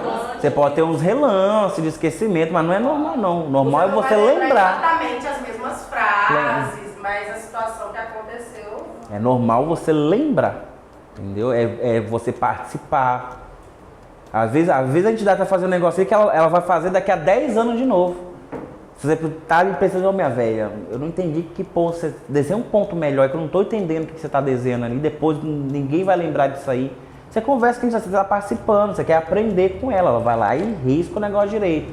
Ela faz a oração de novo, entendeu? E assim vai, a gente tem que exercitar essa comunicação com a entidade, entendeu? Se não acontecer essa comunicação, essa intimidade, a entidade vai fazer, ela vai achar que você entendeu, ela vai embora, se você entendeu foi nada. Aí depois ele vai alugar o Pai Santo. É isso? Mais alguma coisa? Não. Ok. Oi, espero que você tenha gostado da palestra. Eu tive que fazer alguns cortes, é normal, porque nós debatemos o assunto aqui no terreiro, por isso que nós não podemos substituir a vivência de terreiro. Devemos sempre estar debatendo todos os assuntos presencialmente. Mas eu estou deixando aqui do lado alguns vídeos para você aprender um pouco mais sobre a nossa Umbanda, sobre o nosso terreiro também. Então é só clicar para continuar maratonando os vídeos aqui do canal. Te vejo lá. Tchau, tchau.